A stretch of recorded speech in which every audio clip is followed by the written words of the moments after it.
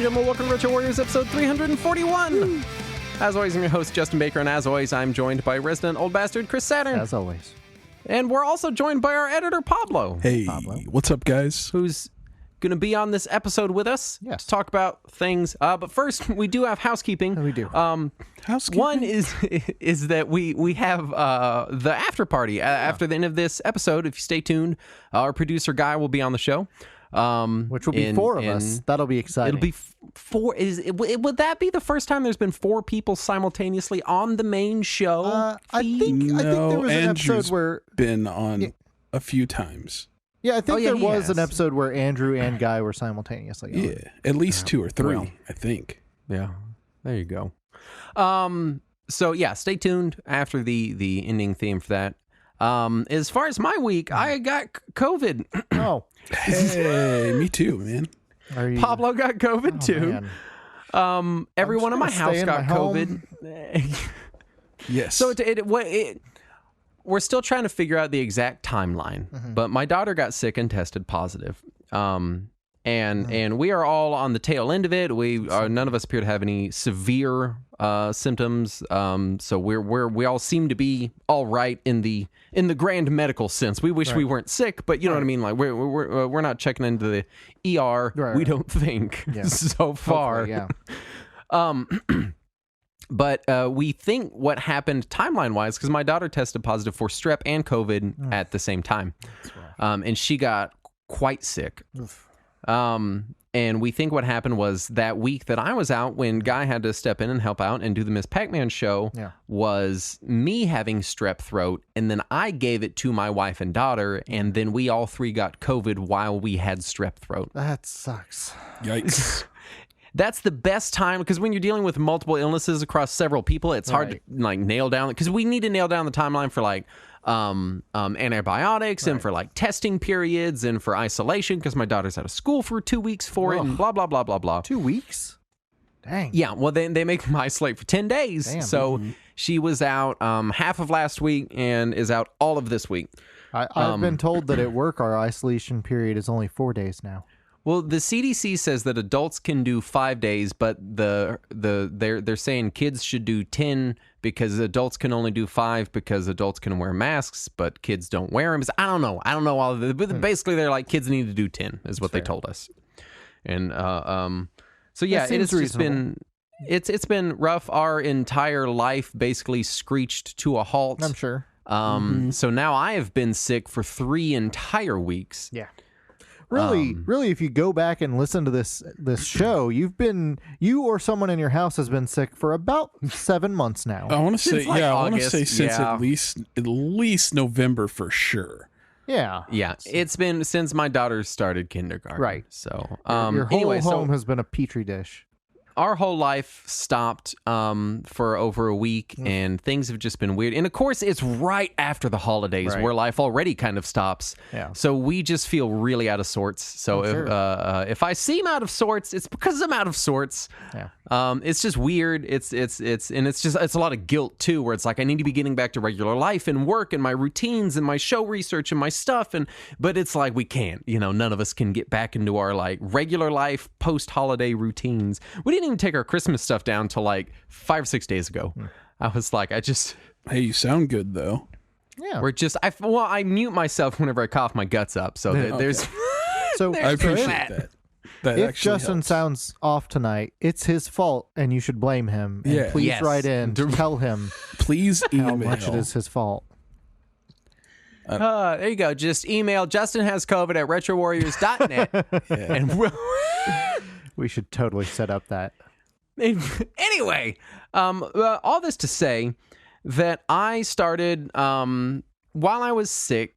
The first week I was sick, I was too sick to play games. Right. So I didn't play games. games. And you had mentioned on the last episode about how you don't normally like to play games when you're sick, because then you always associate that game with sickness. Now, after that first week, that was the sickest I ever was. But then my wife and child got very sick as well. So I was still sick, but I was functional. But I was having to completely tend to two basically debilitated human beings for several days. And I started playing Destiny 2 just kind of on a whim. I was like, it's free, it's on Xbox. all right. And I just wanted something to kind of jump in and jump out of. And so we played it on our. I have my Wednesday night group. We play games together, guys in it, and we played Destiny 2, and then we were like, oh, that was okay. And then I just kind of kept playing it because we all got sick like right after that, and it's what I had installed and on. And then all of a sudden, I played it for like 30 hours. Yeah, I noticed you were playing a lot. Yeah. And then I realized I could play it on my phone and my PC. And then I realized there's a companion app on my phone that I can accept quests and like move my inventory around and do all of this shit. And so all of a sudden, it's just the most convenient thing in my life because it's everywhere. It's on everything. It's on Stadia. It's on Xbox. It's on PC. It's everywhere I go. Yeah. And so it was just while I was running around the house, taking care of people, doing stuff. I'm upstairs, I'm downstairs, I'm on my phone, I'm wherever. It was the only thing I could keep consistently doing to keep myself occupied. Because the thing about having a sick family is there's a lot of downtime. Right. Where you're just like, oh, it's 1 a.m. My kid has a 102-degree fever, so I can't go to sleep right now. Right. Or she just got done projectile vomiting for 20 minutes, so we can't sleep, but we're just going to kind of sit here to see that everything's fine. Or whatever. So I am fully invested in Destiny 2 at this point. Yeah.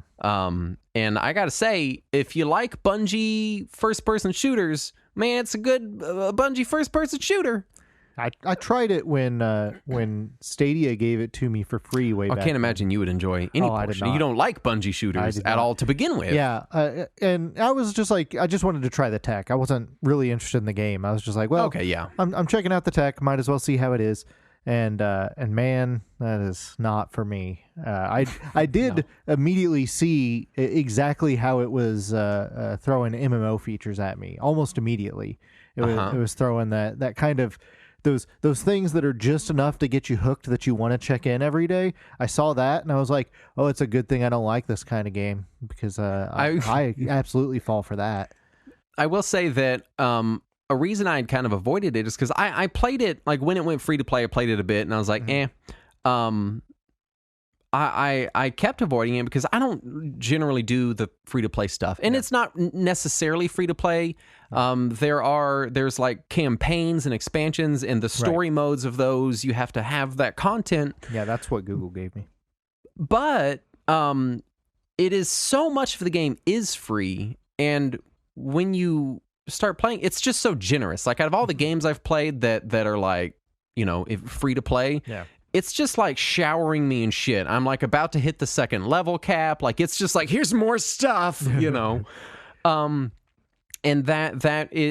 it feels incentivizing instead of like a carrot on a stick, So I will say that as far as like free to play economies, which I still am hesitant to call it that because I really just started playing it for like the campaign and it's a thing we can do multiplayer on Wednesday nights. But as far as like free to play stuff, it's a pretty generous offering that they have there. You can get a lot of game for $0. Nice. Which is awful nice. But that's I mean, it's just been day after day after day of Destiny 2. I played like 2.5 hours today. I can't stop. It's becoming problematic. Every time I see you online on Discord, it says playing Destiny 2, and I'm worried. Yeah, I don't want you to develop a problem. Hey, we gonna play some Destiny 2 after this? I mean, not after this, but tomorrow I'll be around. Hit me up and we'll get a fire team going. And we can do some bounties or something. But yeah, really, before anything else, it's just a really good Bungie shooter, and I like Bungie shooters. It's good. It feels good. It does feel good. It's funny because you kind of bounced off of Halo, which is not a Bungie shooter, but it's based on one. I did. Now I very much have been enjoying the campaign in Halo, but I've had a lot of qualms with the multiplayer and the free to play economy of Halo Infinite, and I continue to have qualms with it. That they keep saying they're going to fix, and then they just fix like a little tiny bit, and then meh. Destiny, I've been playing for a week, and they just sent out like an email with the updates for like the next month, and like 4 or 5 of the things that do kind of bother me, they're like, oh yeah, those are going away, and I'm like, oh, even better. Like, so yeah, it's great. We'll talk. I'm sure Guy has been playing it with me, and we'll probably talk more about it in the after hours. So I'm not going to take up any more time with Destiny. After party, not after hours. That's show. After party. What? I don't know. I just work here, man. Not my circus, not my monkey. Saturn, what have you been doing? Yeah, so I did play some more Civ 6, and it's good. I'm Have you warmed up to this? I am- because I feel like I'm starting to. okay, because I feel like you keep trying to make yourself like it, and you're like, I don't hate it. Yeah, see, that was the thing with Civ 5, was I kind of hated it. And I didn't want to because it was Civilization. Right. But it did. And with Civ 6, when you first powered on, it looked so much like Civ 5 that that feeling carried over.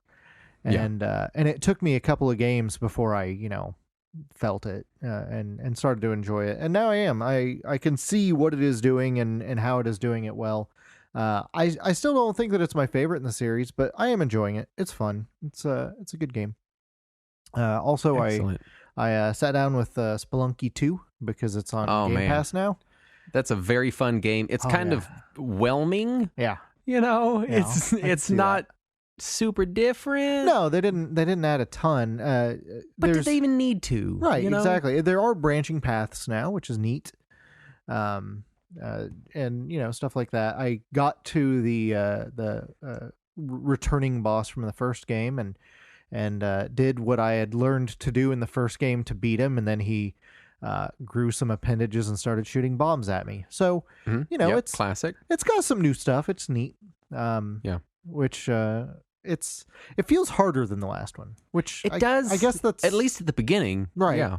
Which I guess that's kind of how you make a game like that a sequel, because it is all randomly generated anyway. You got to have something for those people who finished the first game. And there's not much more than challenge. I feel like it starts off more complex than the other games. Initially, just because in the very first level, you're given enemies that you can't instantly kill with one whip swing. Right, or jump. Which immediately complicates what you're doing so much. Yeah. Because a lot of times you're really relying on enemies taking one hit to get in and out of situations that you're encountering. Yeah. So just that little tiny thing, hey, some enemies take more than one hit. All of a sudden, everything changes from the first level. So it's I think that's, for me, was a lot of the difficulty. And as you get further, there are enemies that take even more hits. A lot of hits eventually. But no, it is still fun. I'm still enjoying it. I'm barely getting anywhere because I'm not good at the game, but it's fun. Well, you've gotten way farther than me, so there you go. I also was playing some Dicey Dungeons, which sounds on paper like something I would hate. And it sounds like something I would like. Have you played it yet? No, I've seen it. It's the one with the anthropomorphized dice, right? Correct, yeah. Okay, yeah. It's also randomly generated gameplay, so very roguelite at least. Right. How weird. I'm playing an MMO and you're playing roguelikes. What is going on this week? What a weird week. And so you play as the little die, and then you roll die in battle, and all of your equipment is die based. So it's like this sword is 1 die plus 1 damage to whatever, and you roll like 5 dice. And you take whatever one you want and apply it there. But that sword has a max of 4. So your 5 and your 6 you can't use there. You got to go find a 4. And so there is some strategy to it. And you get some other equipment that lets you re-roll 1 or more dice. And you get some equipment that lets you just add 1 to a die and stuff like that. So you end up micro-strategizing every round of play. To try to optimize how much damage you do while minimizing the damage you'll take in the next turn, which I guess is how you like micro optimizing. That's a Saturn thing. I do love it in Civ, and it's neat, but it doesn't feel like it has enough gameplay to support its super neat mechanics. But granted, I'm only in the first couple of areas so far, and I believe it said there were going to be 48 areas or something like that, or maybe it was 36. But so there's still some more for me to go and different job classes for me to play as, but it feels like it throws the bulk of the mechanics at you up front so that you can see what neat, cool things it does, and then it applies it to just the most vanilla game it can. Yeah. Which fortunately is carried by just incredibly charming presentation. So it's got that going for it, but I don't know if I'll get much further. Yeah. Aside from that, I accidentally hit my mic earlier the one night that our editor is live on the show with us. So I imagine he just heard that and was like, fuck, just starts taking notes, like, gotta fix that Yeah, I imagine shit. he's scribbling all these things. Like, I'm going to save myself so much time this week here in real time. Yeah. Right? I wish I had that much forethought. That's Pablo, what have you been playing this week? What have you been up to? Well, this week was my first week back to school, which was fun. Taking calculus classes and a Harry Potter class, which is Yeah. pretty fun. Are you majoring in Harry Potter? It's a sophomore level English credit, so it goes towards my electrical engineering degree. So earnest. Are you majoring in Harry Potter? Yeah, Sorry, I had to. Is try it your that. minor? What are you... gonna be the next author of Harry Potter. I was an English major. I've seen the weird off the wall English credits that are out there. So I believe it in a second. I'm taking a horror class about horror nice. literature next semester. That'll be fun. Nice. Yeah. That sounds great. Outside of that, I've been playing a shitload, just an absolute gross amount of Monster Hunter Rise. What a great game. Love that game. I'm not Speaking of games that are like Destiny, like just so easy to jump in and out of and get a lot of gameplay in a very small amount of time, Monster Hunter Rise is up there. Man, what a great game. It's odd because none of the previous Monster Hunters ever really grabbed me. I played 4 and I played World, and I probably put like 30 minutes into 4 and maybe 10 or so hours into World. But well, that's more than I played either of those. For me, it was no. I think I played a good bit of 4. Generations Ultimate was real big for me, and Try was my big. I never played. That was Try. my big Monster Hunter. Try was Man, cool. I've pumped like 60 hours into Monster Hunter, and it's been like 5 days. Nice. It's so fun. Just a stupid fun amount of Monster Hunter. And then, so I don't get burnt out on that, I joined you guys playing Destiny 2 because I'm a longtime Destiny 2 player. I haven't played in a few years, but I used to play just an obscene. I think Destiny 2 is probably one of the games I have the most hours in, aside from like World of Warcraft and the games that I play over and over, like Final Fantasy and 7 and so forth. It's interesting to me how much they've changed it in that small, because it wasn't that long ago that you were pretty heavy into the game, and we're playing, and you're like, I have no idea what any of this shit is. Yeah, they changed changed quite a bit, man. It's different. There's a lot of similar things, like some of the newer stuff. Because I played when it first came out a lot, and then I waited. And I think it bodes well for an online game to be changing that, because you see it a lot with online games where it's like, all right, they're just doing little shitty incremental things. It's like, no, man, they're like overhauling stuff all the time. Yeah, it's pretty cool. So it's been like 3 completely different games for me over its lifetime, which is interesting. Yeah. And I've been playing since Destiny, the first one. And that game also kind of did the same thing. Like it started out dramatically different than what it ended up being. The first one I played at launch with Andrew. It was, we were way into it, and we played all the way through, and we got to the end, and we beat him. We were like, that's it? Where's the other half of the game? And they're like, oh, we're going to make it one day. And we just completely checked out.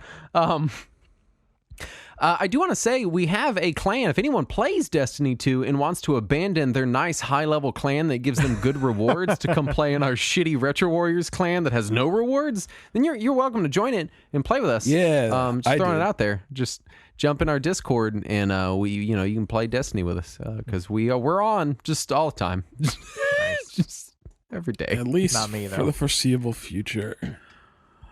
Next week, Pokemon comes out. That's probably going to take a big part of my time, but that's a finite game. Destiny 2 is forever. Yeah, Destiny. That's what my tattoo says. Yeah. Destiny 2 is forever. So the only Old English on my chest, just real. the only With real some bad disappointing thing is how expensive Destiny 2 is if you want to pay for it. Because I got the season pass and I got the 30th anniversary expansion, which was like $30 altogether. I didn't even realize the game was 30 years old already. Well, I think it's Bungie's 30th anniversary. But they got there's my earnest answer to your sarcasm. And I wanted to get the Legendary Edition, but I got to buy Pokemon next week, and it's just too expensive. Yeah. So, yeah. but those, I think the only thing I won't be able to play with you guys is the story missions, which really, which I've done a lot of up until the Moon expansion, which is really fucking good. But was the Moon? Was that Shadowkeep? Was the Moon? I don't remember. Question mark? It might have been Shadowkeep. Beyond Light is Europa, Entangled Shore is Forsaken. I don't know what the Nessus planet, what expansion that's from. I have no idea. So I don't know. I think that one was after, but I haven't played anything after the Moon expansion. But everything until then, definitely. And it's sad that they're getting rid of the original campaign. Yeah, well, the original's already gone, and Forsaken's, they say it's going to go in the vault. I don't know when things come out of the vault, and I don't know if it's a Disney vault style thing. I have no idea. I do know. I will say this for anyone curious about the game. Andrew's been playing with us. He has not spent a dime, and he's been having totally fine time playing with us. It's that's what I'm saying. So like, I don't have to get to play with you guys and have fun. I don't. Really have to get that. I mean, it's going to be a bummer not going to the story with you guys because you guys are right. But like, we still have literally everything else. So it's definitely a good free to play value, like you were saying, for sure. It definitely feels like that old school kind of Guild Wars free to play model. Because when you say free to play, the first thing I think of is like Fortnite. Free to play, it really it reminds me a whole lot of Guild Wars, just in the way they've structured everything. And so it makes me think a lot of Guild Wars 1 and Guild Wars 2 as far as the amount of content being offered and the amount of content being offered for a single purchase instead of paying them monthly $15 or whatever on top of buying expansions and shit. So anyway, let's get to the news because we're already running long. What? Hooray. Well, there's three of us. It makes sense. Yeah. First up, Take-Two announced plans to buy Zynga for $12.7 billion. You heard making that it the here largest. first. Making it the largest acquisition ever in the video game industry and one of the largest ever in the media industry. Yeah. Not to be outdone. Just a week later, Microsoft announced plans to purchase Activision Blizzard King, which is the name of a company. Yes. They're not the king of Activision Blizzard. Well, not anymore. That's Microsoft. Right. And as a reminder, the Zynga sale is $12.7 billion. Microsoft has announced plans to buy Activision Blizzard for an estimated $69 billion. Nice. Making it the largest acquisition ever in the video game industry in nearly the $71.3 billion that Disney paid for 20th Century Fox. Yeah. That's exciting. Do you think that Take-Two will bring back MySpace? God, I hope. I need a top 8 again. You guys need to know where you stand. Disney owns MySpace now. Oh shit! Do they? Yeah, because it was owned by 20th Century Fox. Oh. But Bobby Kotick to remain as CEO of Activision Blizzard until at least when the purchase is completed in summer of 2023. Rumors state he'll be removed shortly thereafter. And then, of course, Bobby Kotick, being the absolute fucking villain that he is, comes out and says he wants Microsoft to revive Guitar Hero and Skylanders. Things he could have revived at any time. Oh, no, but man, I went off. I was so mad. This just makes me so mad because what he said was Microsoft has the capacity to produce it. And I'm like, you motherfucker, so does Activision. Right? Seriously. You could. Yeah, but the difference is if Microsoft produces it, it doesn't come out of his bonus. Maybe they'll remove him from life. Oh man, he's I cannot. He's a massive piece of shit.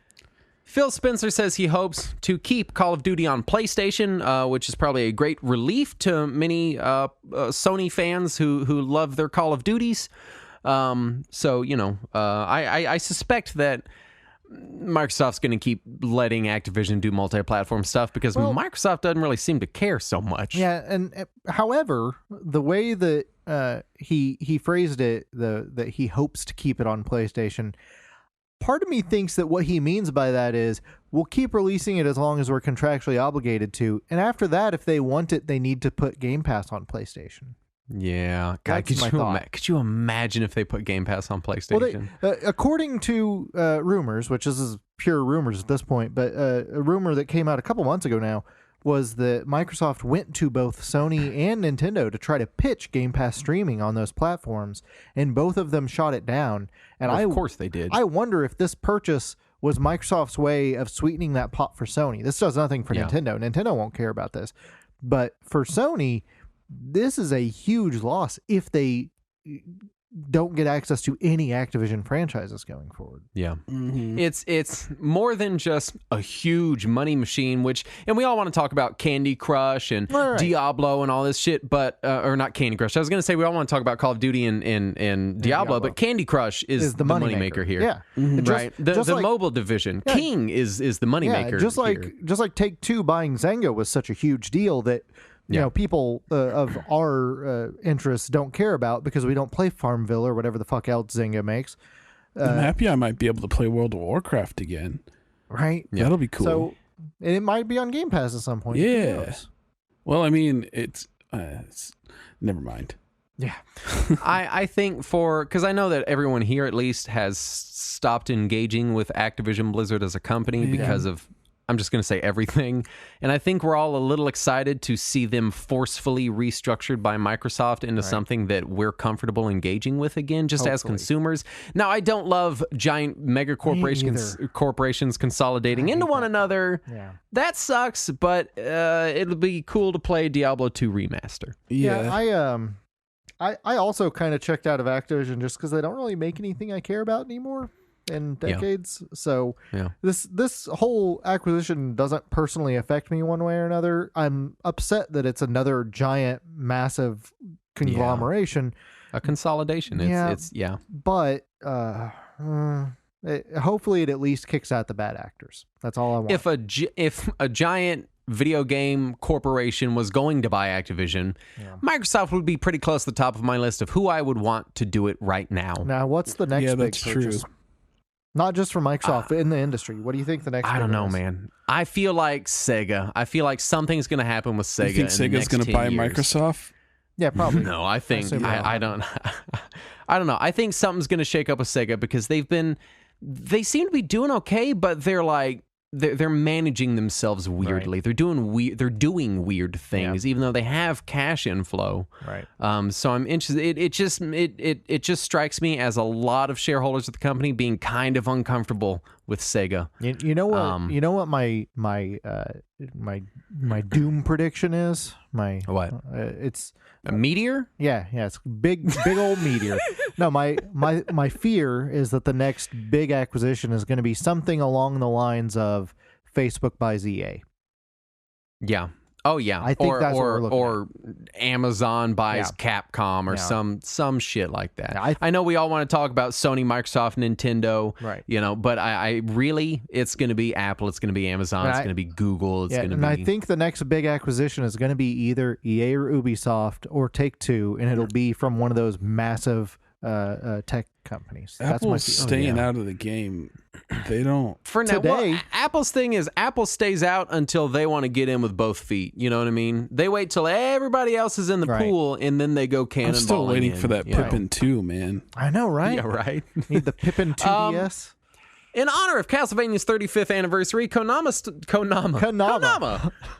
It's the sequel to Odama on the GameCube. Konami started selling Castlevania NFTs, one of which unfortunately sold for well over $100,000, thus meaning that Konami is going to keep fucking doing this. Well, the one sold for over $150,000. I didn't get the final numbers for all of them, but... earlier I was talking about how I couldn't afford the Destiny 2 stuff, and this is actually the reason why, is because I put in a bid for 186 something. Right. Oh. You own a GIF of Simon Belmont's it's whip. Actually it's pretty nice. I mean, really the NFT is what's the important part they focus on. Right. Yeah, you're going to use it as a down payment on your house in the metaverse, right? You know, in 5 years, I could sell it and get a nice house. That's the idea. In 5 years, you'll sell it, get a nice Casio watch. Yeah. So if I was going to go all in on an NFT, I'm glad that, Konami started selling Castlevania Right. NFTs. That's good. I'm glad they're on top of that. So A programmer used a tool designed by the NSA to extract Snesticle from the GameCube version of Fight Night Round 2. Yeah, so for people who didn't follow this, back in the day, the guy that made Nesticle and Genesis, he went by the screen name Sardu. From Which these are emulators, by the way. Sorry, these were the big famous NES and Genesis simulators back in the mid to late 90s. And this dude Sardu made them, and they were notable for being the most compatible lowest resource emulators out there for anything, and everybody was super impressed when they released. And he kept hinting that he was going to make a Super NES version of Nesticle, and that never happened. And it never happened. And then eventually, just other people made Super NES emulators, and he just fucking vanished. And it turns out years later, he had gotten poached by EA. That's why he vanished. He had been working for EA, and the emulator used in Fight Night Round 2 to play Super Punch-Out, once they extracted it from the disc, it is the Super NES version of Nesticle that he had hinted at all those years ago, made only for GameCube, and it's only quasi-compatible with certain games. Yeah. So it's just I'm the sure it was weirdest never thing. fully developed. Right, yeah, he never finished it. But that's just bizarre. The weirdest conclusion to some story from 20 plus years ago. Phil Spencer suggests an industry-wide banned user list to help better prevent bad behaviors. This worries me, but also intrigues me.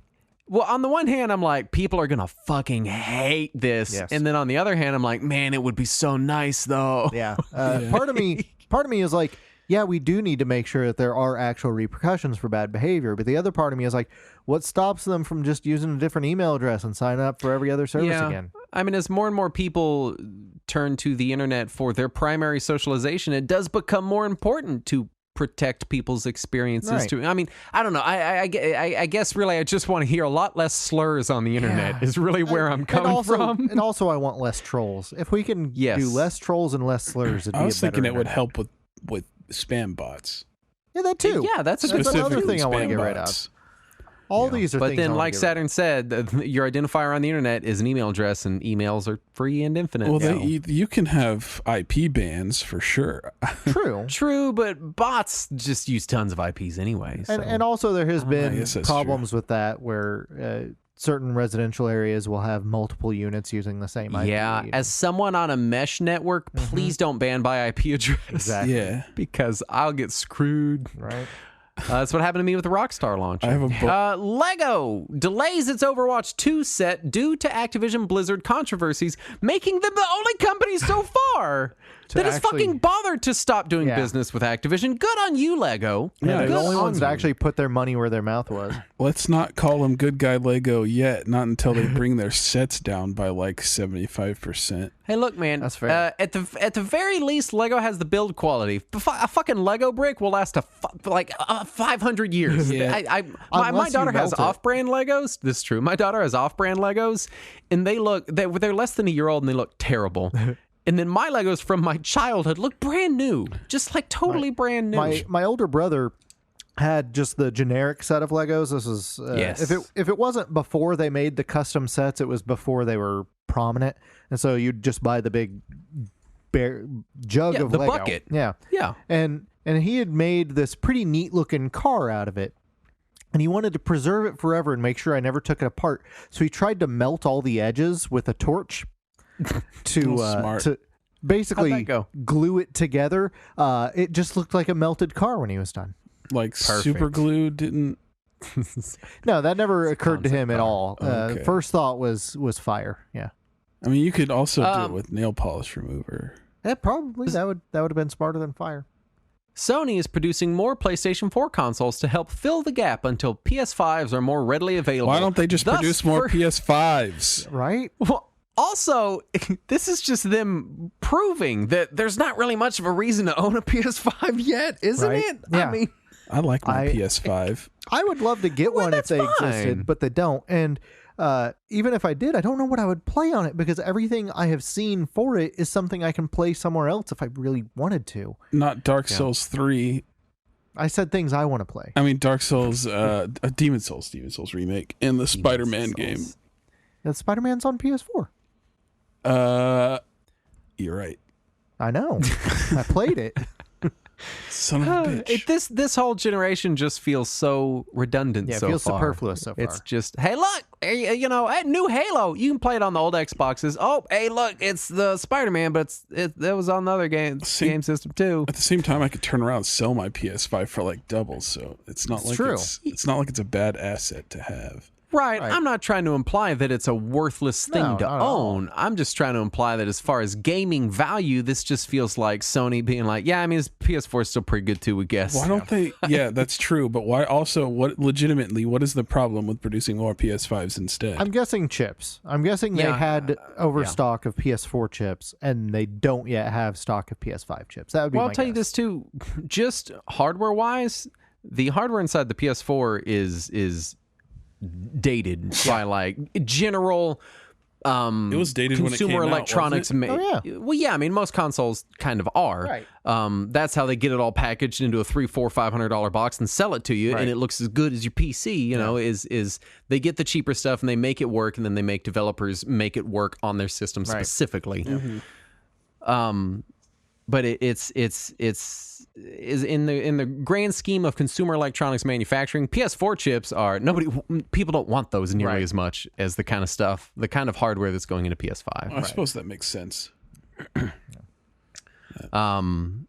Also, I think the PS5 is just like a ploy to sell more PS4s. They're just going to hype it up so much that everyone's like, I just want any PlayStation. Give me the last one. And this is how they're going to keep selling PS4s for the next 10 years. Yeah. I read somewhere that the percentage of scalpers buying PS5s isn't as high as you would be led to believe. Well, here's the thing. I don't remember where I read that, but... All the data suggests that I feel like if you just talk to a random person, they would say, oh, the majority of them are scalpers. The data does not suggest that the majority of them are. Now, are a lot of them being scalped? Yes. Yeah. Are they a statistically significant amount? Maybe. No, it doesn't seem to be. No. It's a lot of them, but even 10,000 PS5s being scalped in the grand scheme of mass manufacturing at Sony's level isn't really a ton, percentage wise. It appears to be more than that, though. It does appear to be more than 10,000. Yeah. But yeah, you are correct. Because I was reading the same stuff that was saying, hey, the data suggests that it's not like all of them are being scalped. Not at all. You know. That said, it still is virtually impossible to buy one, though, because I have been trying for months, and it can't happen. Takes a lot of luck. Yeah, a lot of luck. SNK versus Capcom Card Fighters Clash is a mouthful, and it's on Switch. Finally. And you can buy it for I think $7.99. What a great game! Right? Man, I've been waiting for that. It's a great game. Several it's a fun one. Monochromes of time. And that brings us to our topic at hand. This week we're talking Clock Tower. Yes, it's a big which I've been told with a clock on it. I've been told this is going to be so exciting to so many people. I've been told is a point and click adventure game. Hell yeah! Unfortunately, I've also been told that it is scary. Yes. So I did not play it. It is pretty scary because I get scared by not scary things. There are a few very stressful moments. I'd say you get scared by the end of Who Framed Roger Rabbit. Yeah. Oh my God. Just you saying that kind of gives me. You know, as a kid, I could not handle that shit. So I'm with you. Oh, man.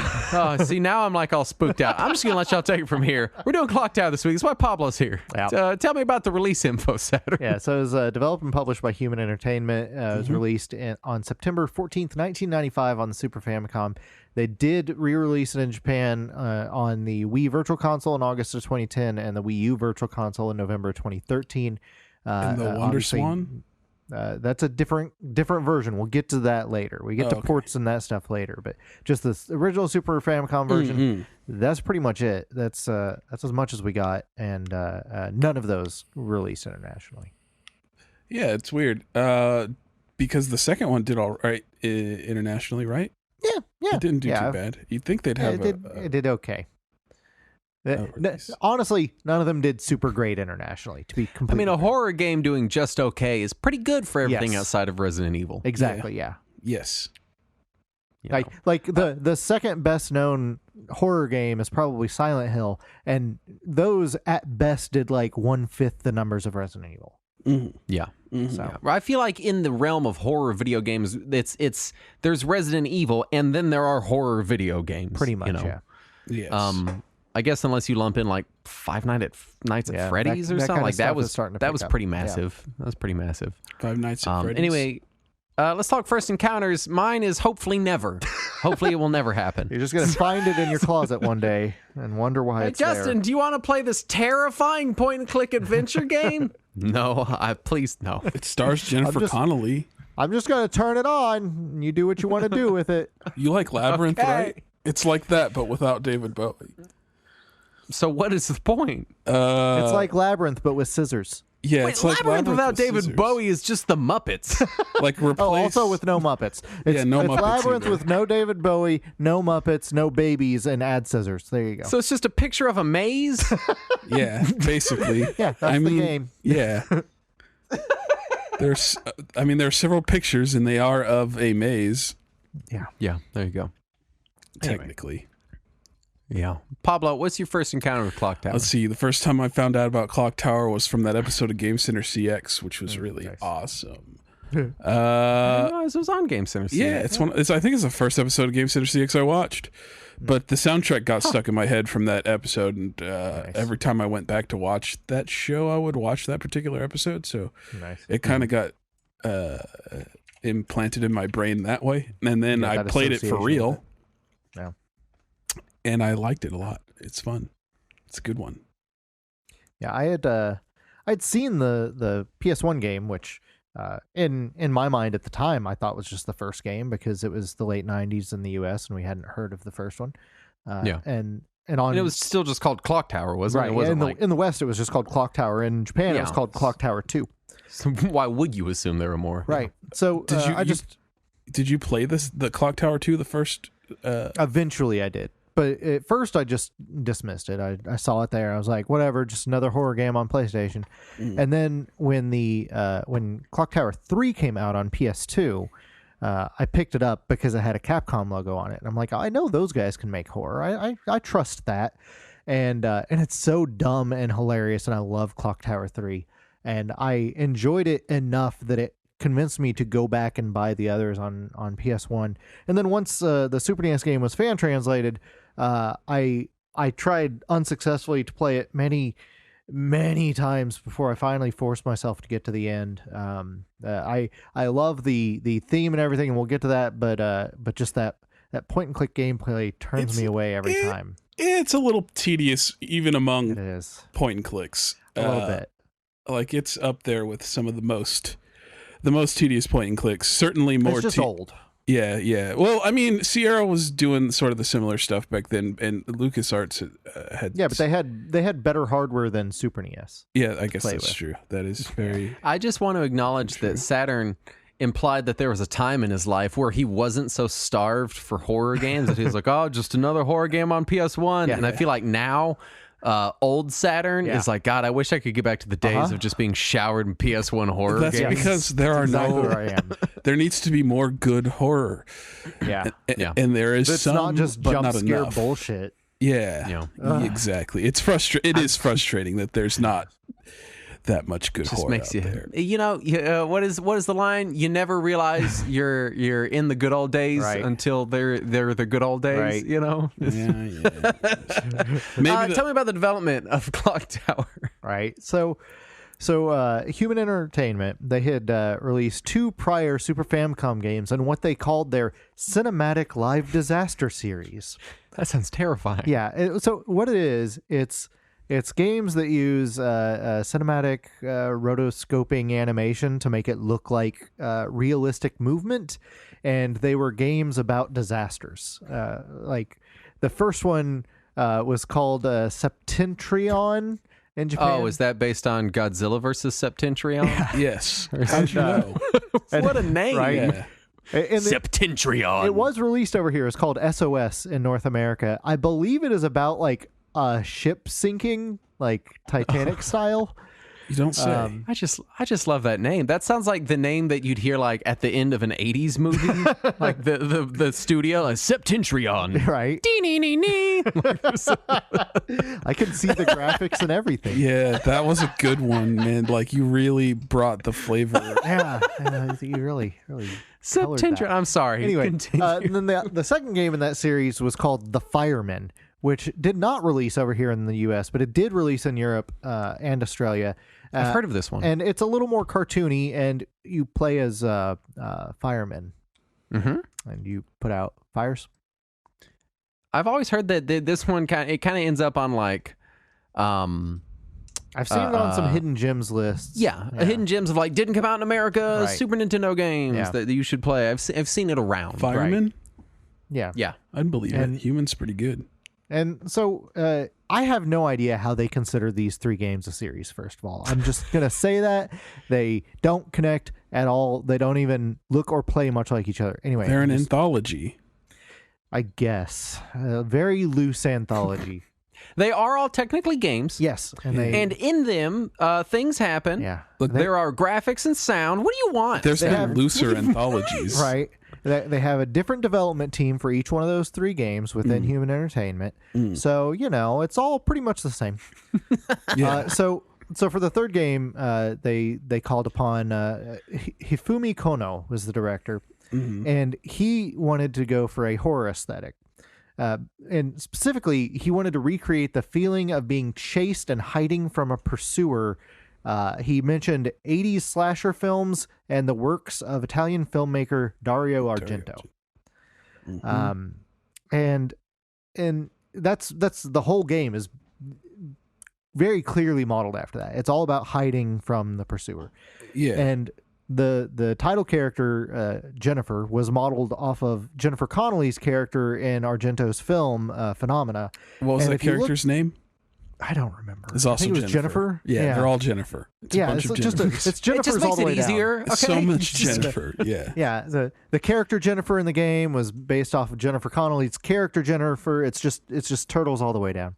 Yes. And in later interviews, years after the game came out, Kono had said that the game was seen as an experimental project within Human due to the player running away instead of confronting the villain.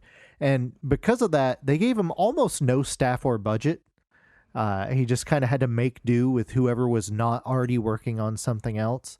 And he says because of that minimal staff is why they never even integrated Super NES mouse support, which for a point and click really would have made the game much more convenient. Yeah. Didn't occur to me until just now that it is a point and click on a system with a mouse. Yes. The PlayStation version has mouse support. Correct. Yeah, they did add mouse support on that. The Windows release and the too. PC release, yeah. Yeah. Yeah. They're not exactly the same game. There's some differences, but There's some mild differences. I think I wrote some of that down here a little Yeah. bit. So we'll chat about that. Let's talk presentation, which I assume is pretty paramount in a game such as this. Yeah, it's pretty looking. It's all right. I would Aesthetically? I would say as far as a Super NES game, it looks pretty impressive. As What far as looking humanish, all the characters look pretty humanish. what I liked especially about the game design is that it feels like it was painted on a black background. So you I can get see that. you get this effect where the colors are like the highlights of what's going on. Yeah. And it works really well with like the dark purples that they use. And I don't know. I'm an edge boy, so it fits that aesthetic, I suppose. I'm an edge boy. Yeah. That's what it says on his driver's license. Yeah, it's true. Pablo, certified edge boy. Yeah. My middle name is Danger, so Yeah. Pablo Danger Edge Boy. Just look Pablo on the back Danger of his, Jaramillo, comma, Edge Boy. yeah. if you Or no, just look at colon. on the back of his driver's license, it says donor in Edge Boy Y.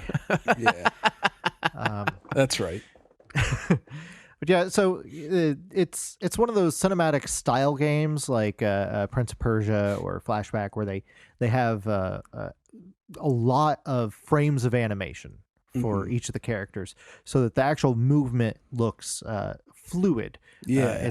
It's not very choppy, spritey like you typically see in an 8-bit or 16-bit game, which in an action game it makes sense to save on those animation frames just because you're trying to focus on the gameplay, on movement, on Right. knowing You want it to where be you are. snappy. Yeah. But in something like this where you're not directly controlling the player so much as, pointing and clicking, I can see why they would spend the extra time to make it look a little more fluid. And, Yeah, with and I the think it did movement pay especially. off. Yeah. Well, and you can definitely tell that that's where they put their focus on, right? Because a lot of the backgrounds are very samey, which sort of hurts the gameplay a little. I agree. Well, they tried to go for a random thing, sort of roguelite-esque, where every time you play the game, the rooms are randomly generated, which is great, except for the fact that all the rooms look exactly the same. So yeah, it's not that hard to randomly generate 5 items in a square. So pretty much. They did. He had mentioned they did try to actually 3D model the mansion. Oh man! And so whenever the game loads up, it actually generates how all the rooms would connect as if it were 3D. But then you only explore it in 2D, so you only see the 2D plane of each room, but they do still connect as if it were a real environment. So It's you interesting. don't have to worry about overlap. Because the thing about it is the mansion definitely feels like an actual building. I seem to recall buildings in that era feeling more just like a 2D panel of doors. Right. Where there feels like sort of a labyrinth-esque maze going on in Clock Tower, which I appreciated. Get that? I mean, it made it super fucking tedious and hard, but it was more interesting that it felt connected like that. Right. So that makes sense to me, anyway. Yeah. As far as soundtrack goes, I think it's a solid soundtrack. It does go for the ambiance over melody, which you expect in horror, but it does it really well, I would say. It's funny that you said that because the ambiance of the game is basically dead silence with footsteps and then music stings. Right, and it sounds like those cheesy '80s horror movie stings sometimes. Yeah, which had worked on me earlier today. I was playing and there was a jump scare and it got me because of the music sting because it had been dead silent for like half an hour, and then there was a music sting. I was like, what? But nice. I don't know. Like I wanted to mention in this particular section the composer and the sound designer. It was composed by a person named Koji Nikura, and the sound design, like the actual programming, was done by a person named Kaori Takazoe. Okay. Both went on to do literally nothing. I mean, it seems like this was basically just their jobs. So much buildup, right? Yeah, there's unfortunately spoiler for what we're going to get to later. Human met a bad end not too long after the Clock Tower series started to pick up, and so a lot of the staff that worked at Human at this point kind of just some of them scattered throughout the industry, but a lot of them just kind of left the industry. Well, what you said earlier that in a later interview they said they had minimal staff makes a lot of sense because it definitely feels like they pulled these two lesser known people off of other smaller projects and were like, hey, work on this, and they just happened to come up with something that worked really, really well with a minimalist design like they were going for. So I think it was smart because it's just they didn't have to put a lot of work into it, but they took a lot of influence from those 80 horrors movies you were talking about, and it just came together to become greater than the sum of what went into it, I suppose. Right.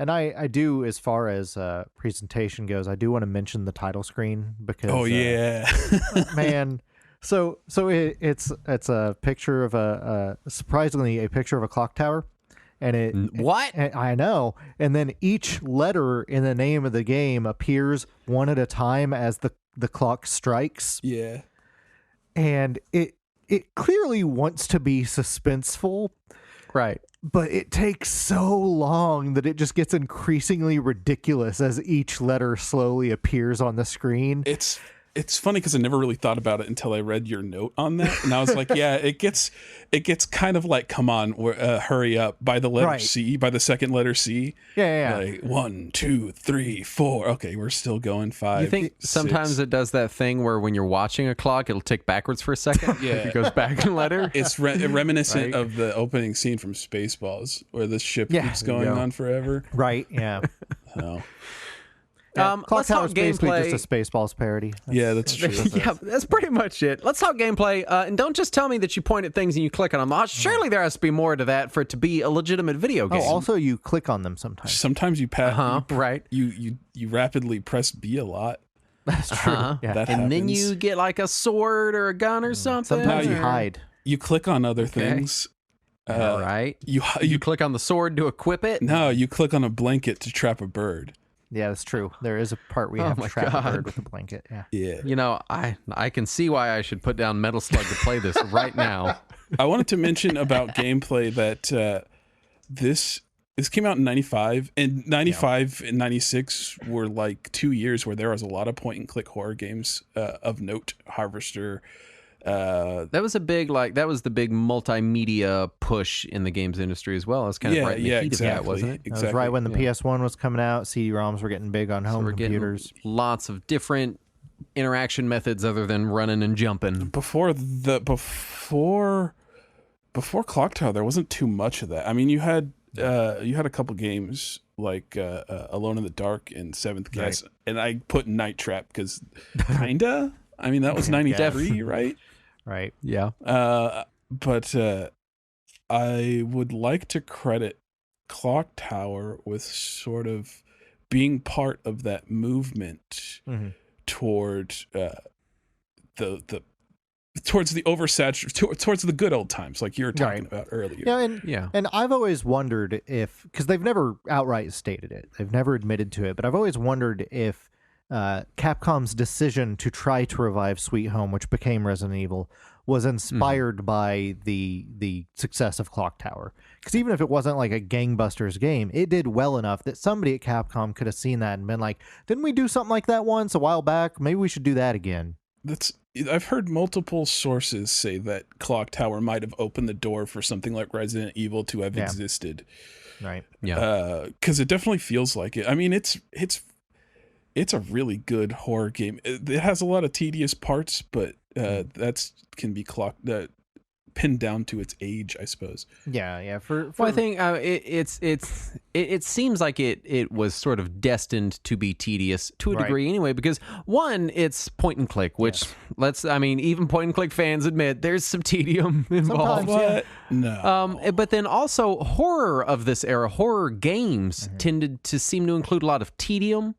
Just in general. Just I mean, is that just my perception, or is that Yeah, I can see that. A lot of horror games of this era had some padding in order to put more gameplay in there aside from just run from enemy or fight enemy. Because if all you're doing is fighting or running, then you end up with just an action game. And so they needed some downtime in between the tension in order to keep the horror going. And so you did get some of that. It does almost feel like a cinematic platformer, like I can't think of any examples at the moment, but you know, Prince of Persia was one. Yeah, Prince of Persia, Flashback, Oddworld, Oddworld, a little bit because it's on a console, right? So like the I think there's you can press the L and R buttons to run left and right. I think so, which isn't a point and click thing. Right. Yeah. It did add a little more control than just standard point and click. That's true. Which is good because it didn't have a fucking mouse. Right. But it had a mouse, just didn't couldn't work. use it. Yeah. Yeah. Yeah. I don't know where I was going with that. I forgot. Well, let's get into the story, which I assume is the meat of this game, being a point and click horror game. Yeah. So I'm just going to try to go through this pretty quickly. So you start with a group of orphans in Norway, like most good horror stories do. Yep, like all horror. Yeah. Their names are Anne, Lot, Laura, and our protagonist, Jennifer. And classic Norway names. Yep, yeah. These classic Norwegian names. And they're adopted by a rich man named Simon Barrows, who lives in a mansion in the middle of nowhere that happens to have a prominent clock tower. And their caregiver is a woman named Miss Mary, and she escorts them to the mansion. And Mary leaves the girls alone while she goes to find Mr. Barrows.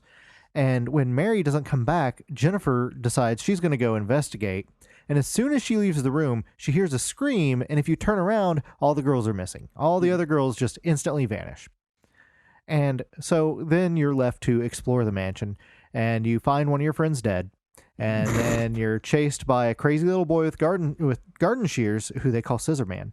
The Scissorman, whose art looks just like the lead singer from AC/DC. Just pointing him out there, like just like him. Yeah. Yes. Okay. I am with you there. And as you explore, you eventually learn that Miss Mary is actually Mary Barrows and is the owner of the mansion. And you may, depending on which path you take, because there's multiple paths and multiple endings, you may discover that Simon Barrows, who supposedly adopted you, is actually locked up in a jail cell. Or you might instead find your own father's corpse with a memo explaining how he was the one who told a then pregnant Mary Barrows that her twin children would be demons. They were demons. So one of them is Scissorman. Yeah. And the other one, I think, is locked up in an attic or something. Daniel. And then Bon Scott chases you somewhere. Exactly. No, that's basically what we're... That's basically it. No, the whole game is just Bon Scott with garden shears chasing you around. That's really what it boils down to. David Bowie's also I'm intrigued now. Yeah, he's just standing outside, though. He's just waiting for Jennifer to get out of the house. Playing with this game is an 80s rock classic. Yeah. So after events happen, you confront and defeat Miss Mary and her son Bobby, the Scissorman. You also kill Daniel too, the other guy. I thought that was dependent on your ending. I think it's in most of the good ones because you have to kill him to get past a certain part. Okay, he's like a boss, kinda. Yeah. So then you beat them, and then you get one of the 9 endings, and that's the end. You survived. The nice part about the 9 endings is that they are levels of badness. So like, depending on if you die in a certain part or if you do everything successfully, you get like endings A through whatever. What I've learned is if a survival horror game has a possible ending where my character ends up killing themselves, I always end up with that one first. And I don't know why. I think they hate me. So how long is this game? An hour? Yeah, Less 45 than an minutes to an Oh, hour. really? Wow. Okay. Yeah. I played it today, and it took me about an hour and 10 minutes. Yeah. I mean, it's point and click, so it's going to be short if you know the solutions. True. But like going in blind, we're talking an hour, maybe 2. I would say definitely less than 2 hours. I would say between an hour and a half. So yes, all of that's true. Hour and a half. If you know where the perfume is, and you know to trap the parrot, it'll be an hour. Those two things are probably the longest puzzles in the game. And the parrot is so fucking obnoxious because until you trap it, it just keeps squawking at you. I don't remember what it says. It's like, I think it says, "I'll kill you." Yeah, something like that. Oh my God. It either says, "I'll kill you" or "he'll kill you" or some shit like that. Yeah. Only in a dumb parrot voice and over and over again. It doesn't sound good, and it's the same through a Super Nintendo, no less.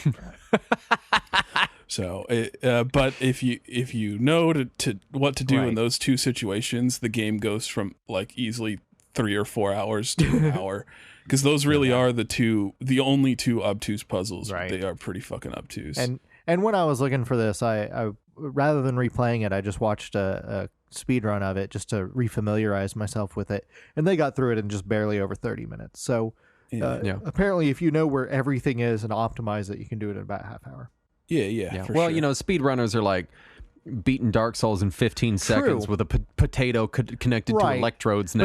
There's a difference between speedrunning an action game and speedrunning a point-and-click adventure game. That's true. I guess you're stuck in a lot of animations and scenes and stuff like that. Let's talk reception. Yeah, so Famitsu gave the game a 31 out of 40, which is pretty solid. That's high for 80s Famitsu. Right. No, this was 90s. 90s Famitsu, pardon me. Yeah. Mid-90s. Even there. For any pre-2000s Famitsu, 30 plus is good. Yeah, absolutely. So it was a pretty solid score. Not their highest, but very respectable. The game has received generally positive reviews and in retro reviews. There were reviews by the AV Club and Destructoid, though, that said that the game aged poorly, but was still worth experiencing. That was the most negative review that I immediately found of the English-sourced reviews. I'd say that's accurate, too. So, yeah, I would say generally well-received. Excellent. Let's go straight into Legacy, because they just never made any more, right? That was it. That was the one, and then they closed the book on it, and they went home. So there was a port of the game on PS1 in July of 97 called Clock Tower: The First Fear, only released in Japan. It was later re-released on PSN, also only in Japan. Which is odd because the it's confusing because the fan translation of the SNES version that you'll see on Etsy with like the cartridges and stuff, they call that version First Fear. Right. And I think they do that to avoid confusion with the other sequels. Yeah, it's not the PS1 version though. No. It's still the Super NES one. Yeah. But yeah, so and then also that same PS1 version was also released on Windows 95 in March of 97. And then there was also a WonderSwan version that was based on the PS1 version, lost a little bit, but still mostly the same as the PS1 version. If you could see it. Yeah, well, it's WonderSwan. The phrase, the WonderSwan version was mostly the same as the PS1 version is fascinating to me. The WonderSwan, a non-backlit black and white handheld? Yeah. Same as the PS1 version? Yeah, mostly. It's mostly the same game, yeah. Wow. In much the same way that Chocobo's Dungeon is mostly the same game on PS1 and WonderSwan. Yeah. All right, I'll give it to you. Like it's how just a weird... Was it Resident Evil on the Gamecom? That is not the same game. Yeah. That's not even in the same genre. I like that you're starting to convince me, and then Pablo throws the Gamecom out there. The WonderSwan version. The WonderSwan version really is very close to the PS1. Yeah. The graphics aren't there, but it's a little hard to see. Yeah, anyway. As far as art, you have to use your imagination like you would on any game on the WonderSwan. But as far as gameplay, it's based on the PS1 version. It has, I believe, all of the added features of the PS1 version, though I could be mistaken. The PS1 version actually has simpler controls. And also mouse support. That's true. And then we get to sequels. There was a sequel in Japan known as Clock Tower 2. Over here known as Clock Tower. Yep. It was released in 96 because they wanted to just confuse everybody. Clock Tower 2 had a little bit of a different flavor going on. I feel like that one was more Twin Peaks-esque. Yeah. And also they made Scissorman look even stupider. Yeah, that's true. And then... and so that one was Clock Tower 2, but called Clock Tower over here. And then there was another one called Clock Tower Ghost Head, and it was called Clock Tower 2 over here. Which I just learned about today, and it has an interesting premise. Yeah, I've got that one. But I heard that it's a shit show and a bit of a mess. It is garbage. It is a trash garbage game. Don't play it. Don't even download it. It's trash garbage. The premise on paper seems interesting, but... it's so bad. Don't. Yeah. And then there's Clock Tower 3, which is my favorite, and it's so dumb. It's basically... they took the Devil May Cry game engine and took away combat. So it is a game where you play as a young woman... And she is running from various, movie monster type murderer guys. Just very, very cliche movie villains. Like the first guy is, I think he's just called Hammer, and he's got a big sledgehammer, and he wears a burlap sack. Say. And Hammer carries a hammer with him? And same hammer from Castlevania Aria of Sorrow? Maybe. Same hammer. And he runs around. And all he does is shout out the character's name, because the character's name is Alyssa. And he'll just run around, and anytime he's getting near you can hear him, because he'll go, Alyssa, where are you? And my favorite part of the game is a cutscene where you're trying to hide from him, and you end up like, I think you're in like a closet, or maybe you're just looking at him from a crack in the wall or something. And there's like a young girl or something that he captures that like you have no attachment to because they introduced her seconds ago, and Hammer Dude just fucking kills this little girl, and then stares direct dead eye at Alyssa and says, "I killed her." We just watched it, man. We were there, and it's just I don't know why, but it kills me every fucking time. that game is so dumb. And then at the end of each stage, you built up your, I don't know, love energy or some dumb bullshit, and throughout the stage you could like sprinkle the enemy with some holy water or something, and it'll scare them for a little while. But if you build up your love energy at the end, you can do the Care Bear stare to defeat Bon Scott. Oh, you're joking, but what happens is your little holy water turns into a giant bow and arrow that shoots a beam of light at them and kills them. And then the Care Bear cousins come out. Exactly. A beam of love. Yeah, it's so dumb. I love that game. It is so dumb. Clock Tower 2 had a bit of humor in it. There was a scene that sticks out in my head where you're being chased by the scissorman and he sends you a fax. And then he chases you through a computer room and all the computers pop on one by one saying kill. Yeah. I'm sorry. Wait a minute. Yeah. The murderer in a horror story sends his victim a fax. How else from would the you other know he's room. coming? It says something silly too. Like I'm gonna get you. Yeah, something like that. Oh, so dumb. And I'm just and imagining also- him like standing in line at Office Depot, like to send a fucking fax, like with his fucking scissors. Right. Like, I need to fax this next door. Just say, do you have the number? I don't know it. We gotta have the number. Yeah. Well, can you just fax it to Alyssa? Just fucking evil Edward Scissorhands in there, just trying to send a fax. No, the best part about the PS1 games, especially, is they have the worst translations. Like, oh man, it's really bad. And it really amplifies the silliness of it, because the game itself tries to take itself seriously for the most part, but oh man, I feel like so that great. second Clock Tower, the bad sort of localization lends itself towards that weird feeling it's got going on. Absolutely. Like Twin Peaks I mentioned earlier, but also like there's more. What's that one horror game that I didn't like, but you drive around and you get gas and it's stupid, but I ended up liking it anyway, and it's like Desperation or something. I don't know. I can't speak to that. Anyway, weird campiness. It adds to the weird campiness. It's nice. And then after all the actual Clock Tower games, because it was a mess and there weren't any more, but then director Hifumi Kono eventually came back with a Kickstarter and made a pseudo sequel called Nightcry, where you fight a man with giant scissors who is definitely not Scissor Man. Let me assure you, Nightcry wasn't that good. it's not. It is legally distinct from Scissor Man. That's not. It's not. William Scissorman. Yeah, it is not Scissorman. His name is just John Scissorman. Shearsman. Yeah, right.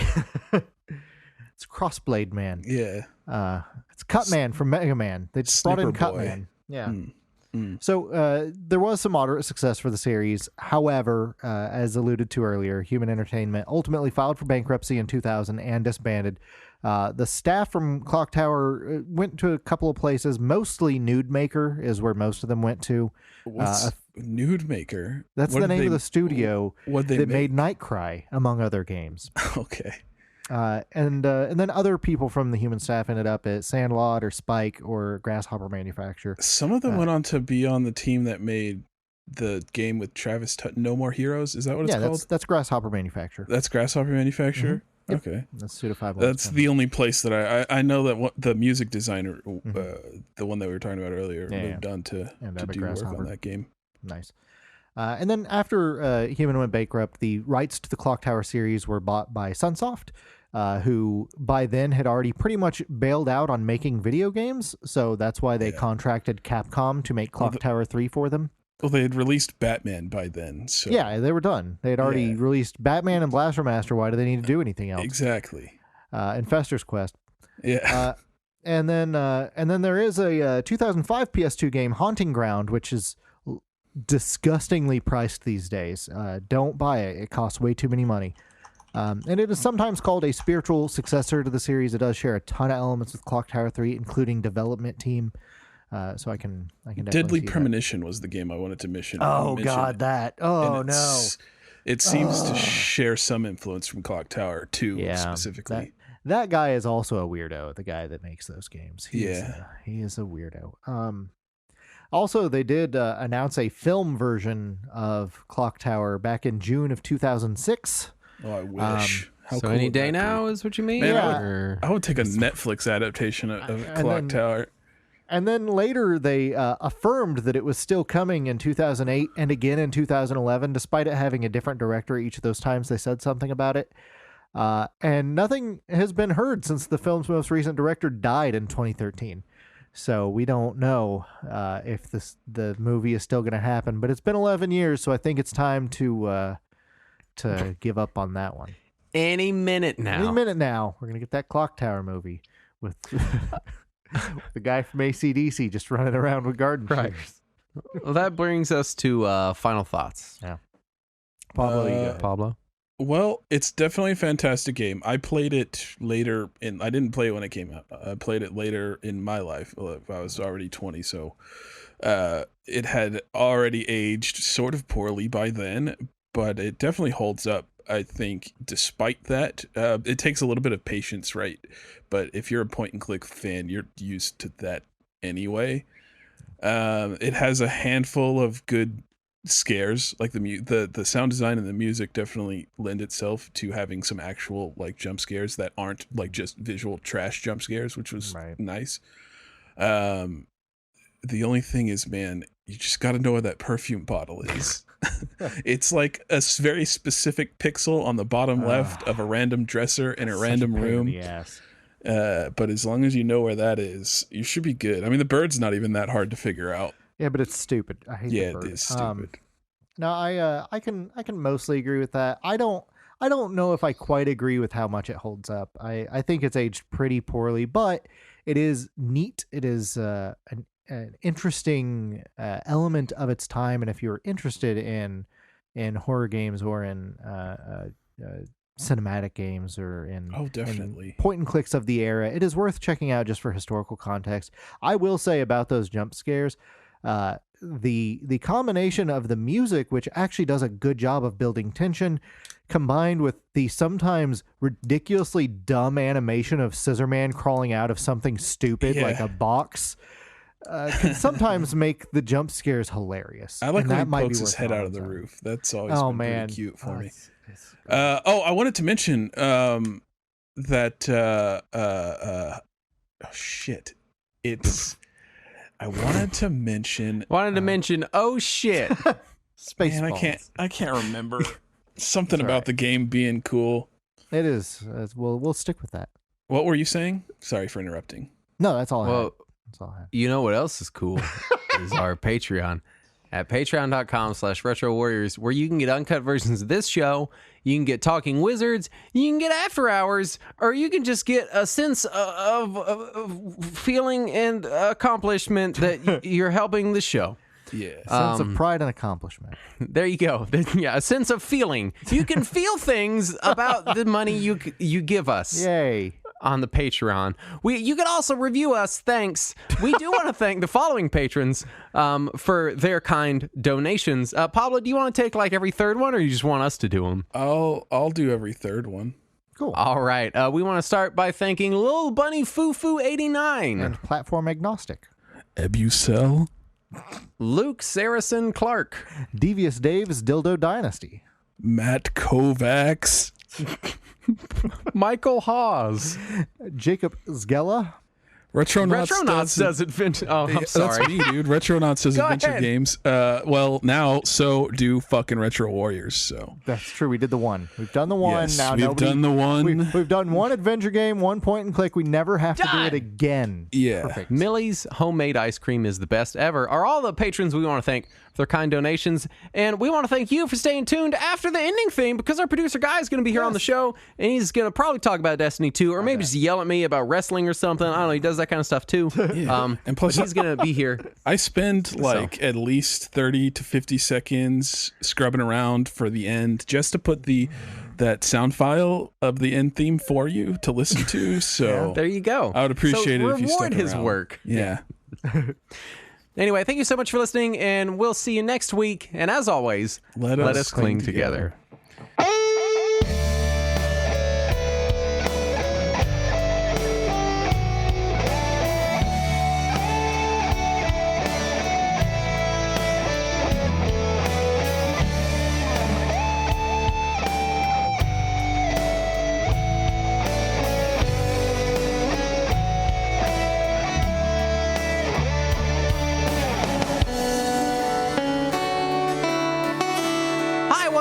party. Hi. Hi, guy. Hi, guy. You just going in hot with that one. All right. Yeah. Hi. I'm always hot. He's got a lot of pent up energy since me and Pablo carried much of that episode.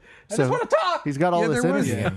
There was a minute where I just wondered if Justin like fucked off to the bathroom or something. Yeah, I was a little. No. I was here. Okay, good. I was here. I was curious that maybe good. like he was having a coughing fit from his COVID, and that he could not join in. So No. I was present. that's good. Guy, what do you got for us this month? I don't know. Destiny 2. We can talk about Christmas. Yes. Let's just play Destiny 2 instead. Right. For just like put 20 in, minutes. And Yeah. Hey, Pablo, can you just put in some Destiny 2 sounds here? just put in the sound of one gun shooting one bullet. What's the sound of one gun clapping? That's enough. Yeah, it's funny because when Saturn mentioned, he was like, yeah, I checked out Destiny 2 and immediately saw all the MMO shit and then checked out because I didn't like the game. Oh, we're telling the story about how you're dumb. Okay, great. Yeah. Oh, yeah, thanks. Gee, thanks. So I was just playing it because I knew it was like an online focused game, and I'm just playing it, and I'm doing the campaign, and I'm trucking around doing stuff, and playing with my friends, and I didn't it was in the middle of like, I was like, man, it sure seems like there's a better way to like put all my equipment, my abilities, so that I'm like more efficiently dealing damage. And I was kind of trying to figure it out. And then finally I go and I was like, I wonder if people do like builds for characters in this game. And I go Google, like I'm playing a Titan, that's my class. I Google like Destiny 2 Titan builds. And I'm like halfway through trying to see how many pieces of this build that I have to try it out. And then I was like, wait a minute, this is an MMO. They got me.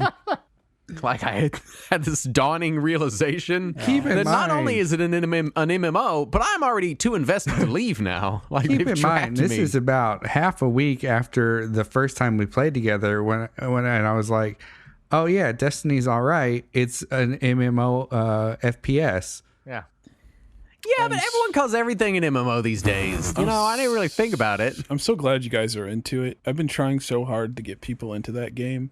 It makes me happy that you guys are into it now. I was in your old clan, which will not be mentioned ever, but I didn't think it was that offensive, but it's pretty offensive. But Anytime you have to say, I didn't think it was that offensive, I think that's a key indicator. Yeah. so I had to drop that one to make the Retro Warriors clan. So it's wait, fine. I dropped that one years and years ago. You were still in that one? Well, yeah, You were in the offensive one, guy? Yeah. What the hell, man? Oh, okay. Are we playing my the game where God. guys the offensive asshole all the time? Wow, That's dude. a Hey, man, they if like I'm the dumb one, then that's what, you know, if we're picking roles. Like I got out of that when Destiny 2 came out, my friend. Well, I mean, Guy, I know you played before, but you had just like put it down this whole time, right? So like, you still had all I your put old it down shit for still. for I don't know 3 years or so probably. I played before the first expansion came out, whatever the first expansion was called. I played for. Well, I got to the level cap and then was like, all right, now I'm doing MMO dailies and weeklies. This is boring. Right. Yeah. Let's go. So I had experience, but I mean, you can attest to the fact when we first started up, I was like, "Where's the gun button?" I struggled so hard just in I want to say this about the game.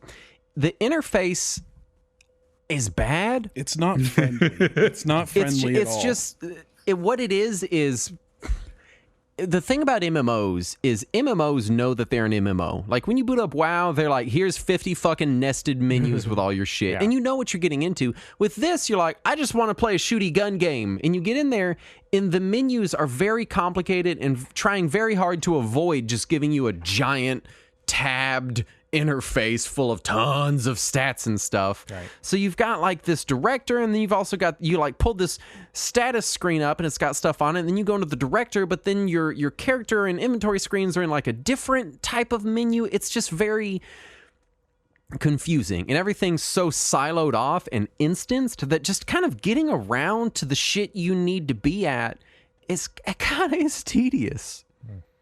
Yeah, I would agree with that.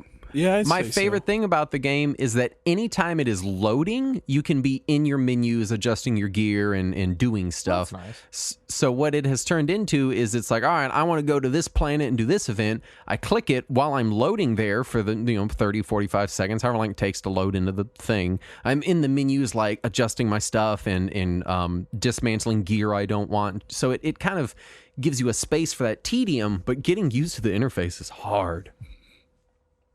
It's true. It's and then understand, like, they give you like a power level for your item or whatever. So there's sort of this intuitive idea you would think of, oh, the higher number is the better gear, which is generally true, right? But once you start getting to the cap where things compress, then the individual stats are more important than the item level. The individual stats and the abilities and stuff for the specific guns themselves, depending on. And then you can style. upgrade every piece, and they don't really tell you that. And it's a whole thing. Yeah, I spend a lot of time looking at stuff, trying to figure out, and this is maybe something that's harder to parse than a traditional MMO, where I spend a lot of time looking at a piece of gear and trying to figure out if it is better or not than what I have equipped. Yeah.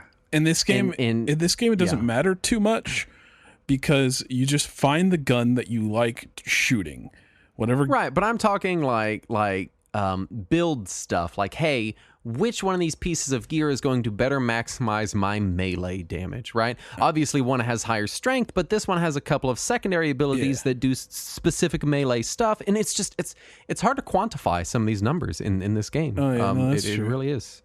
As I say, with guns and abilities and stuff, you can like move stuff into pieces of armor and make like individual pieces of armor that you enjoy using stronger. So once you learn all the stuff, it becomes very easy to keep your play style exactly how you want it to be and also still grow, which I feel like is nice because like for example, with Monster Hunter, if you want to grow, you might need to change your play style. Just a little bit, like even within the same weapons, right? Because all of a sudden now you're using explodey damage, or you got a little bit more bounce over here. With this game, you can just keep the style you like and then put levels into that once you find it. But finding it is a little bit higher of a barrier because they don't explain really anything. That's where I've kind of ended up, where I've realized what I like to play and the gear I like to play with, and that means that when I get new gear, I just dismantle it and use it to make my existing gear as good as that new gear was, right? That's exactly how you're supposed to. But then you get into the shit of like, hey, literally every armor piece has multiple modification slots that you can slot it with and just slightly tweak your build a little bit, and it's a deep rabbit hole, man. You're definitely right. But that lends itself more towards, if you have a piece of armor that you're using and you want it to be just a little bit different, then you have mods as an option to tweak your style if you need that. I wouldn't say it's as try-hardy as most MMOs in that you have to min-max your shit or you're not going to be good. True.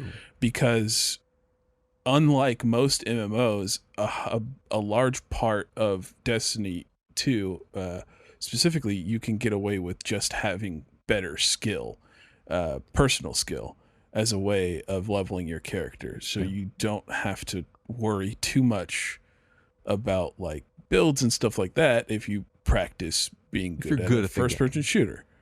I do also think that you don't notice it a lot. Like when you're playing like something like Final Fantasy 14 or World of Warcraft or something, you're moving around a lot, but like when you're in a big boss battle, you're not really like, not a whole lot is moved. You're looking at numbers, right? Mm-hmm. You're watching your cooldowns, you're looking at numbers, you're looking at the damage you're dealing, you're looking at the healing that you're dishing out, whatever. And maybe you're moving around the arena a little bit, but Destiny is a full-on, full-fat, fast-paced first-person shooter. So if you're dealing like tremendously less damage than everyone else around you, you won't even notice. I feel like the two big noticeable things in terms of that specifically are whether you're not killing enemies fast enough or whether you're dying too fast. Like those are the two things that you notice. I am so confused by what you were just saying, because every boss battle I remember in FF14 was constantly dancing around the battlefield to avoid AoE damage. And a lot of it was like one hit kill AoE damage. So you were constantly running around like an idiot. Yeah, that's still true, but I mean, I didn't play a lot of Final Fantasy 14, but I played enough that I could recognize what was going on with my team in the game in a given moment. Right. certainly early WoW would have been a better example, but I understand what you mean. Yeah. Like in 14, like you're right. There's a lot more movement in that than maybe an older game, but I still feel like I could assess like what was going on around me, what was going on with my team at that moment. I without voice chat, I have no fucking idea what's happening with anybody else in Destiny. I'm like, I don't even know where you are. I don't know what's happening. Is that a grenade? I don't know. Is everything's exploding? That's how the Leviathan fight was in 14 the first time I played it. I had to get on voice chat with people that I had never met before just to be able to figure out how to beat it, because I was so busy staring at the ground trying to not be in the instant kill plane at any given second that I wasn't looking at anyone else.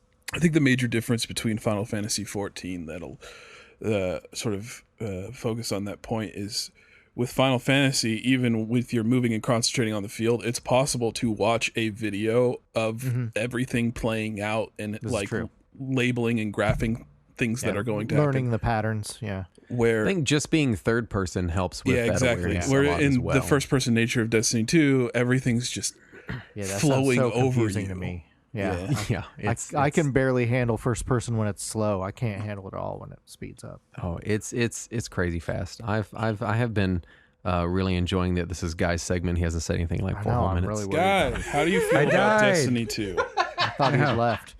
No, I was yelling at my dog for a minute because he was like flapping his ears. Poor Wally. We played for a couple minutes this morning. That was cool.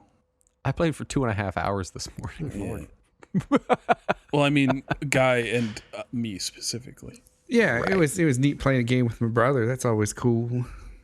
It's fun because it's because here's the thing, and this is the thing about, so we have our Wednesday night D&D group, which we're on D&D hiatus right now, so it's our Wednesday night Xbox group basically, but we still call it D&D. Right. You do. We have one. Well, I do. I call it game night because that's what it's turned into. Yeah, well, I always give the example of my wife's book club. She's in a book club, and they don't really talk about books very much. So I'm in a D&D group, and we don't play a lot of D&D. But I resist spamming. Yeah, no, I resist spamming that like GIF of what's his face from Stranger Things constantly. Oh yeah, or he's sitting in the mall like, can we play D&D now? Play D&D now. So we have one person in our group that I think would be best described as a hardcore competitive first-person shooter player. Yeah. And if you are playing a first-person shooter and you are not playing hardcore ranked competitive matches in voice chat with randoms, he's so bored that he can't see straight. Because he's just that competitive with them. He's the guy that you're like, hey, let's play Halo. We can drive around and shoot each other with rocket launchers and have fun. He's like, yeah, that. But then we're also going to go play ranked pistols only, right? And you're like, no. He's the FPS equivalent of the Final Destination no items person. Yeah, and we all love him to death, but that's what he wants out of these games, right. And none of the rest of the group does. And there's a mode in this game that I swear they built it just for him, because it's called Gambit, and in Gambit it's 2 teams of 4. Mm-hmm.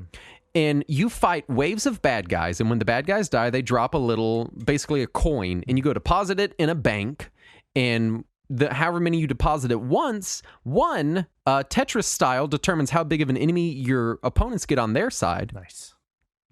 And then 2 gets you closer and closer to a final boss fight. And the whole thing is to see who can get to their boss and beat them first. But along the way, every now and then a portal opens up, and one player from your team can invade the other team's side and inhibit them. Oh, that's a lot of fun.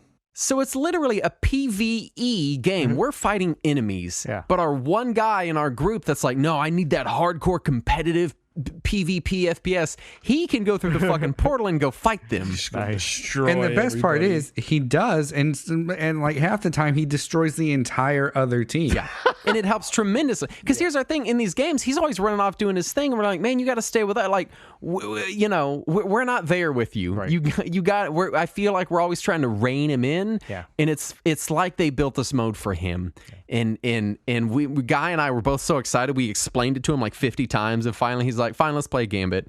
And then now every time we play, he's like, "All right, but we can go do Gambit now, right? Okay, yeah, we're gonna do that, but then we're gonna go do a Gambit, right? All right, I get off and go to bed. Can we do one more Gambit before I go to Gambit's fun. And he seems like he'd be the kind of guy who would be into Crucible, which if he needs a partner, he is. But we're none not. Of us are. Yeah. Like we'll play the regular PvP, the team deathmatch stuff, the control matches. But then we're like, all right, but we just want to go shoot guys with our guns, and we don't, Like we're so bad at it. We play the hardcore mode because it's more likely that we'll hit somebody and kill them in one shot. You can kill in one shot. You guys are getting higher scores than me. I'm not bad. In what? The whole time we were playing, you guys were getting higher scores than me. Or also higher levels, so it's just easier for us to get kills and stuff. When you play like the even the regular PvP mode, not even like the super competitive one, you're still playing against people who have been playing PvP constantly and have been training this game specifically. Oh yeah, no. So when I was playing, there was definitely like 3 kill. If you could kill a dude in 3 shots, you are good. Like that's what the goal was. Yeah, that's why the extra damage mode's so good, because I could randomly hit you with 1 shot before you hit me with 2 shots sometimes. Yeah. Playing the Crucible, the PvP, immediately I was like, I literally don't even know half the maneuvers in this game, and I just realized it. Like, you can slide. There's a slide. Yep. You can like run and hit the B button and you slide. And people were like fucking sliding into me and killing me with a gun in 1 shot. I'm like, I don't even know what's happening. If you learn those skills and apply them towards PvE, it'll make you way better. Yeah, I just my whole thing is I just really want to get higher numbers on my gear and compare boots with other boots and think about it for a while and then have a higher number. Like that's what I want out of this. And then that's the brilliant on top of part that about it, right? Because you can play like that and it will be effective and worth your time. Which is, it's funny because like that's not how I play the game at all. Like the way that you play the game is annoying to me. Right? Is it? Yeah, because How do I play the game? Because you play the game and you're immediately like, I'm going to look online to find like the most efficient way to level up my gear as fast as I can, so I have the best gear, so I can do all this other stuff. And I'm like, I want to get my build. I want to get my gear. I want to get into it. I want to make it efficient. And what I want to do is just play the story. That's it. Like I want to like take my 1100 character, like the base level character, just run him through all the story. Is so good. And then once the story's done, then I'll worry about gear. But you're like, no. You got to come up to me and like be as close in gear as I am. Come on, let's go. Well, here's how you do it. Keep playing. Let's go. Let's go do like fucking random world shit. Let's go do blah blah. I'm like, dude, I want to play the story. Guy, well, first of all, with you all fucking at any point, you can say, "How about we go play another story mission?" And I'm not going to say no. You can say. But then also, a lot of stuff is locked out when you're at lower light levels. So for me. I want to. It's about unlocking stuff. I want my build unlocked. I want my abilities unlocked. I want all my weapon mods unlocked. I want to be able to play with the game. What part of the story are you playing through, Guy? The Forsaken campaign, because it's about to go be vaulted. Dude, next time you're playing, invite me because I love the fucking story mode. I'm definitely down to play some Forsaken because it's free. Yeah. Well, yeah, and Justin and I have been playing the story mode. Like I got ahead of him, and I'm like in the last mission where you have to go take down the guy that you're mad at because the beginning of the story, no spoilers. Mm-hmm. And like so I'm sitting here at that point like, all right, Justin, let's play story, and you'll catch up to me and let's go, finish the story together since we started together. You don't ask me. I'll gladly play story. To be clear. Yeah, no. I'm not mad about it. It's just it's funny because sounds like you're yelling to me. Right, I am. This is my yelling voice. It's just that you and me and our friend, and we all play it so differently, but it's the same game. Like it's neat. It's neat that we can have that and we can have that experience. And I play different from both of you guys because I like to focus on honing my FPS skill when I play. Like getting better at mouse control and knowing where things are. I like to make it so I don't have to have FPS skill. Yeah, exactly. Which is a cool part about this game. You don't fucking have to play like that. Like you don't have to be a tryhard. I like being a tryhard, but you don't have to be. You can just focus on organically growing your character in that way. Or there's a completely separate side of the game where it's all PvE and story based and all of very specific difficulties. So you don't have to do any of that. You can have hundreds of hours of story gameplay at lower difficulty, and it'll be just as satisfying. I will say it breaks my heart that Bungie can't put any Halo stuff in any of their 30th anniversary event stuff. Yeah. Because I unlocked a gun called Forerunner, which is a Halo keyword term, and I took it out and I was shooting and I was like, this is literally the pistol from Halo 1.